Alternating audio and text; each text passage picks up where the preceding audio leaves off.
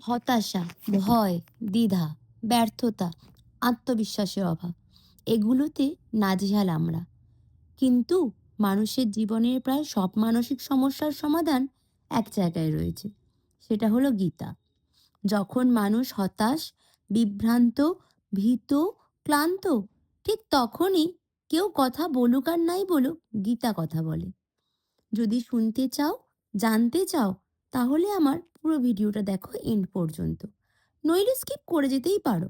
আমি কাউকে জোর করে বলবো না আমার ভিডিওটা দেখো বা শোনো, কিন্তু শেষ পর্যন্ত দেখলে অনেক কঠিন পরিস্থিতির সমস্যার সমাধান পেয়ে যেতে পারো, লাইফে উপকৃতও হতে পারো।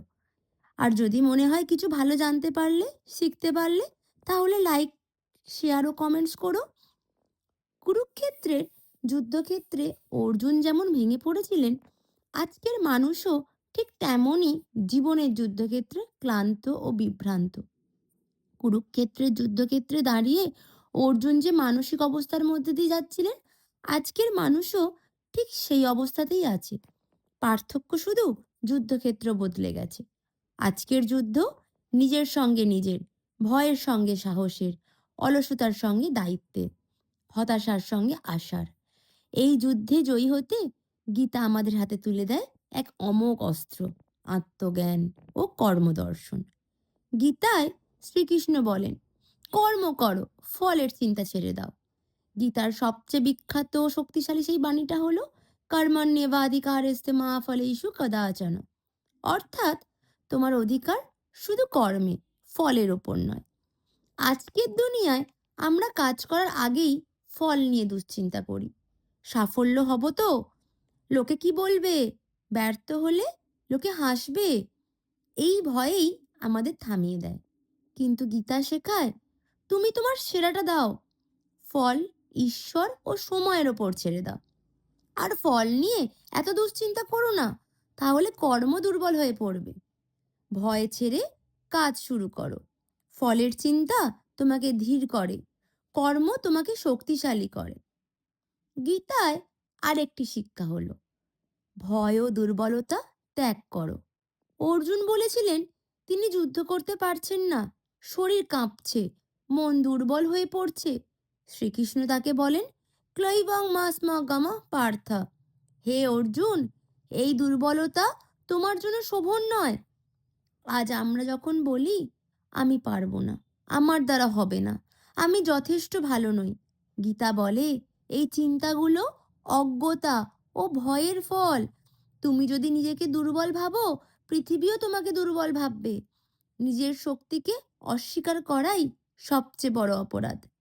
কৃষ্ণ আমাদেরকে শেখান, সুখ দুঃখ সমানভাবে গ্রহণ করো। গীতা বলে, সুখ দুঃখে সমকৃত্বা, সুখ ও দুঃখকে সমানভাবে গ্রহণ করতে শেখো। আজ মানুষ দুঃখ এলে ভেঙে পড়ে, আর সুখ এলে অহংকারী হয়ে যায়। কিন্তু গীতা শেখায়, সুখ স্থায়ী নয়, দুঃখও স্থায়ী নয়। দুঃখ এলে নিজেকে বলো এটাও কেটে যাবে, সুখ এলে বলো আমি বিনয়ী থাকবো। তবেই দেখবে সব সমস্যাকে সামলে নিতে পারবে। গীতা বলে, নিজের কর্তব্য থেকে পালিয়ে যেও না। অর্জুন যুদ্ধ ছেড়ে সন্ন্যাস নিতে চেয়েছিলেন। শ্রীকৃষ্ণ বলেছিলেন, শ্রেয়ান স্বধর্ম বিগুণ। নিজের কর্তব্য ত্রুটিপূর্ণ হলেও শ্রেয়, অন্যের কর্তব্য নিখুঁত হলেও তা কিন্তু শ্রেয় নয়। আজ মানুষ বড়ই স্বার্থপর, দায়িত্ব এড়াতে চায়, কঠিন পথ ছেড়ে সহজ পথ খোঁজে, নিজের বৃদ্ধ পিতামাতাকে ছেড়ে দেয়, স্বামী স্ত্রীকে ছেড়ে দেয়, আবার স্ত্রী স্বামীকে ছেড়ে দেয়। কিন্তু গীতা বলে, পালানো নয়, দাঁড়ানোই জীবনের ধর্ম।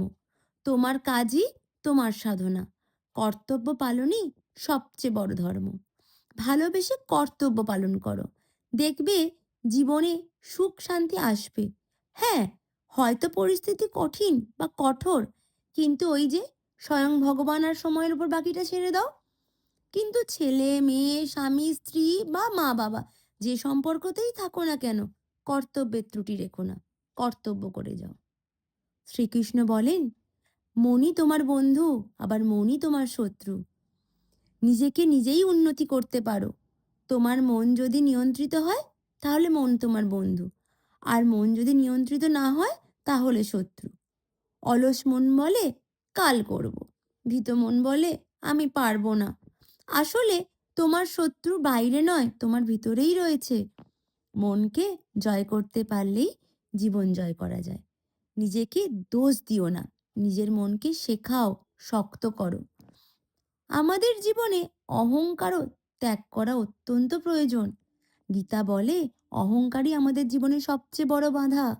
অহংকার মানে আমি সব জানি, আমিই সেরা। সুতরাং অহংকার আমাদের শেখা বন্ধ করে দেয়। তাই অহংকার ত্যাগ করো, আমাদের বিনয় শেখার দরজা খুলে দাও। আমরা যে জীবনে হেরে যাই, ভেঙে পড়ি, কিন্তু গীতা বলে ভেঙে পড়ো না, ধৈর্য ও অভ্যাসই সাফল্যের চাবিকাঠি। কৃষ্ণ বলেন অভ্যাসেন তু কৌন্তেয়, অভ্যাসের মাধ্যমে মনকেও নিয়ন্ত্রণ করা যায়। প্রতিদিন অল্প অল্প করে উন্নতি করার চেষ্টা করো, প্রতিদিন নিজেকে জয় করার চেষ্টা করো। এটাই গীতার সাফল্যের সূত্র। শ্রীমদ্ ভগবত গীতা আমাদের শেখায় ভয় ছেড়ে কাজ করতে, ফলের আসক্তি ছাড়তে, নিজের শক্তির উপর বিশ্বাস রাখতে, দুঃখে ভাঙতে নয় শিখতে, জীবনের যুদ্ধে পালাতে নয় উঠে দাঁড়াতে। গীতা বলে তুমি দুর্বল নও, তুমি ব্যর্থ নও, তুমি পথ হারাওনি, তুমি শুধু নিজের শক্তিকে ভুলে গেছো। যেদিন তুমি নিজের কর্তব্যে স্থির থাকবে, সেদিন জীবন নিজেই তোমার পক্ষে দাঁড়াবে। আবার শ্রীকৃষ্ণ বলেন আসক্তি ত্যাগ করো, শান্তি লাভ করবে। মানুষ কষ্ট পায় কারণ মানুষ আঁকড়ে ধরে, মানুষ পরিস্থিতিকে আঁকড়ে ধরে, মানুষ মানুষকে আঁকড়ে ধরে, মানুষ কর্মের ফলকে আঁকড়ে ধরে, সম্মান প্রত্যাশা এগুলোকে আঁকড়ে ধরে। কিন্তু গীতা বলে আসক্তিই দুঃখের মূল। কাজ করো, ভালোবাসো, কিন্তু আঁকড়ে ধরো না, প্রত্যাশা রেখো না। তাই নিজের সর্বশক্তি দিয়ে কাজ করো, তারপর ঈশ্বরের ওপর ভরসা রাখো। দেখো, দেখবে তুমিও একা নয়। সৎ উদ্দেশ্য নিয়ে চললে জীবন নিজেই পথ খুলে দেয়। গীতা আমাদের শেখায় ভয় নয় সাহস, পালানো নয় দায়িত্ব, দুশ্চিন্তা নয় কর্ম, অহংকার নয় বিনয়, হতাশা নয় আত্মবিশ্বাস। তাই বলতে পারো শ্রীমদ্ ভগবত গীতা আজও আধুনিক মানুষের জীবনে সমানভাবে প্রাসঙ্গিক। প্রতিযোগিতা, দুশ্চিন্তা, হতাশা, অনিশ্চয়তার ভরা এই যুগে গীতা আমাদের মানসিক শক্তি ও জীবনের দিশা দেখায়। গীতার প্রধান শিক্ষা বলতে পারো নিজের কর্তব্য নিষ্ঠার সঙ্গে পালন করো, কিন্তু ফলের প্রতি অতিরিক্ত আসক্ত থেকো না। আজকের কর্মব্যস্ত জীবনে আমরা সাফল্য নিয়ে এতটাই চিন্তিত থাকি যে কাজ করার আনন্দই হারিয়ে ফেলি। কিন্তু গীতা শেখায় কাজ করো, মনোযোগ দাও, সততার সঙ্গে কাজ করো, ফল দেখো আপনিই আসবে। আধুনিক মানুষ ভয় ও আত্মবিশ্বাসের অভাবে ভোগে। গীতা বলে মানুষ আসলে দুর্বল নয়, তার মনই তাকে দুর্বল করে দেয়। মনকে নিয়ন্ত্রণ করতে পারলে জীবনকেও নিয়ন্ত্রণ করা যায়। সুখ ও দুঃখকে সমানভাবে গ্রহণ করার শিক্ষা আজকের মানসিক চাপ কমাতে সাহায্য করে। এছাড়া অহংকার ত্যাগ, ধৈর্য, আত্মশুদ্ধির মাধ্যমে গীতা মানুষকে ভারসাম্যপূর্ণ জীবন করতে শেখায়। সবচেয়ে বড় কথা হলো নিজের ওপর বিশ্বাস রাখতে শেখো, নৈতিক পথে চলো, দায়িত্ব থেকে কখনো পালিয়ে যেও না। দেখোই না জীবন কত সুন্দর হয়। এই শিক্ষাগুলো অনুসরণ করে যদি আমরা দেখি, তাহলে জীবনে সত্যিই আমরা শান্তি পাব। তখন দেখবে জীবন সত্যিই অর্থবহ হবে। তাই যদি পারো একটু গীতা পড়ো, বা গীতার একটু জ্ঞান আমাদের জীবনে প্রত্যেকটা পদে পদে, ক্ষণে ক্ষণে চেষ্টা করো পালন করার, উপলব্ধি করা এবং শ্রীকৃষ্ণকে বারবার স্মরণ করার। রাধে রাধে।